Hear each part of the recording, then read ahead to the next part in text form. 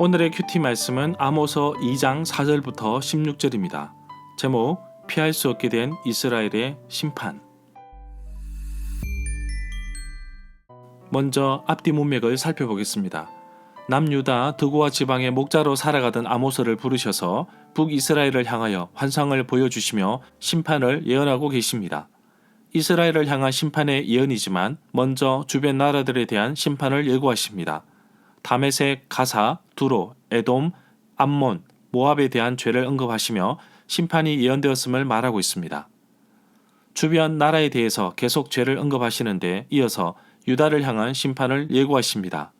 유다는 여호와의 율법을 저버리고 여호와의 명령을 따르지 않았다고 하였는데 결국 유다 역시 죄를 많이 지었으므로 심판에서 벗어나지 못할 것입니다. 이어서 북이스라엘에 대해 죄를 말씀하시는데 아무리 빠른 군인이라도 피하지 못하고 제 목숨도 구하지 못하고 용사 중의 용사라도 도망칠 정도로 심판의 확정을 다시금 언급하고 있습니다. 문단을 나눠보겠습니다. 4절부터 5절은 유다에 내린 벌, 율법 경시와 우상 숭배, 6절부터 8절은 이스라엘의 죄, 약자 차별과 기득권 남용, 9절부터 12절은 잊을 수 없는 은혜, 13절부터 16절은 피할 수 없는 심판. 4절에 보면 유다의 서너 가지 죄를 지적하고 있습니다. 여호와의 율법을 멸시하고 그 율례를 지키지 않고 그의 조상들이 따라갔던 거짓에 미혹된 것에 대해 경고의 메시지를 주고 있습니다. 유다의 잘못은 바로 하나님의 율법을 지킨다고 계속 약속을 하고서도 결국에는 지키지 않았음에 있는 것입니다. 거짓 것은 우상을 나타낸다고 봅니다. 6절에 보면 이스라엘의 서너 가지 죄에 대해서 지적하고 있습니다. 북이스라엘 사람들은 은을 받고 의인을 팔았으며 신 한 켤레를 받고 가난한 자를 팔았고 이전까지 이스라엘을 괴롭혔던 나라들에 대해서 심판의 메시지를 주셨는데 이제 그 당사자가 심판에 섰습니다. 여기에서 잘못된 행위는 바로 동족인 이스라엘 사람들을 종으로 팔고 사는 것인데 이것은 레위기 25장에서 금지하고 있는 것입니다. 또한 가난한 자를 돕는 것이 율법에 정해져 있는 것이지만 이스라엘은 그렇게 하지 않았습니다. 7절에 보면 힘이 없는 자의 머리를 티끌 먼지 속에 발로 밟고 연약한 자의 길을 굳게 하며 아버지와 아들이 한 젊은 여인에게 다녀서 여호와의 거룩한 이름을 더럽혔습니다.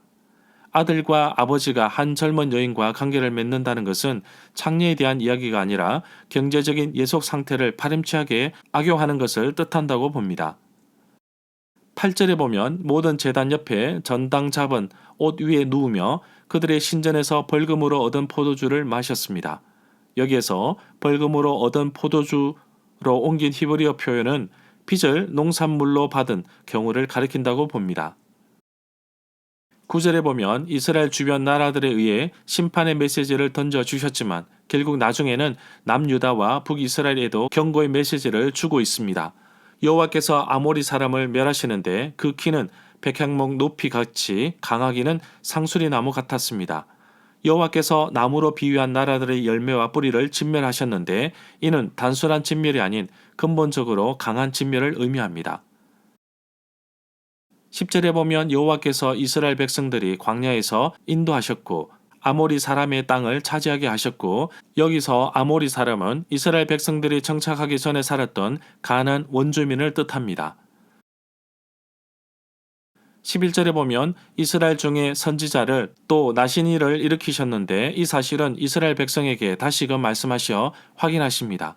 하나님께서는 자신의 부르심을 할 사람, 선지자, 나시린을 세우셨으나 이스라엘 백성은 오히려 활동을 못하도록 막았습니다. 혹시 나의 잘못된 행동과 말로 인해 복음이 전해지는데 방해가 되지 않는지 깊이 생각해 봅시다.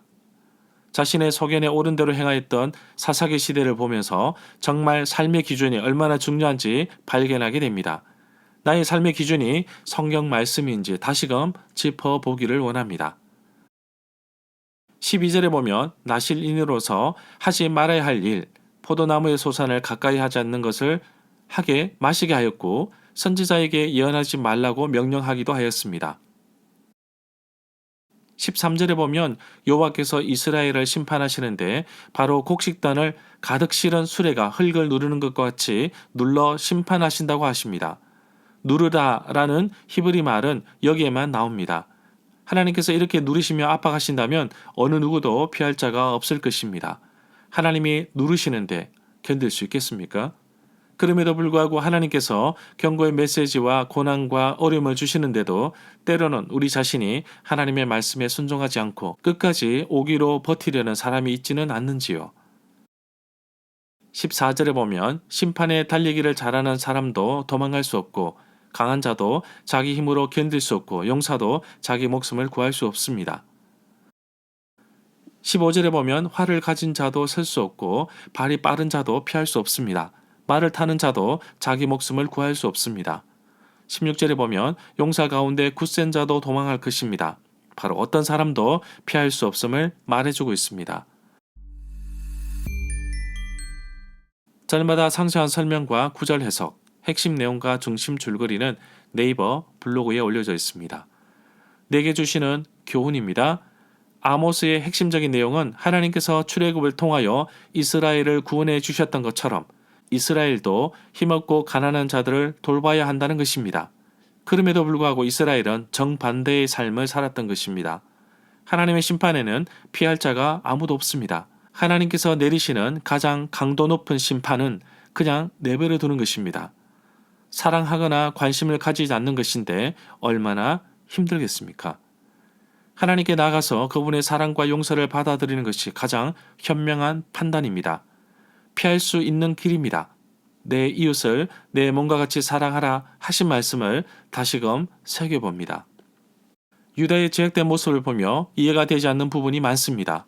어떻게 하나님의 백성이라고 하면서 여호와의 율법을 저버리고 여호와의 명령을 따르지 않고 거짓된 신, 우상을 섬길 수 있을까요? 오늘날 그리스도인이라고 말하면서도 여전히 하나님과 세상을 동시에 섬기는 모습이 여기저기 보입니다. 신앙의 삶에서는 중간지대가 없습니다. 나의 영적인 상태, 나의 신앙의 상태를 늘 점검하며 죄악된 삶으로 살지 않도록 철저하게 나의 삶을 되돌아보는 하루가 되기를 간절히 소망합니다.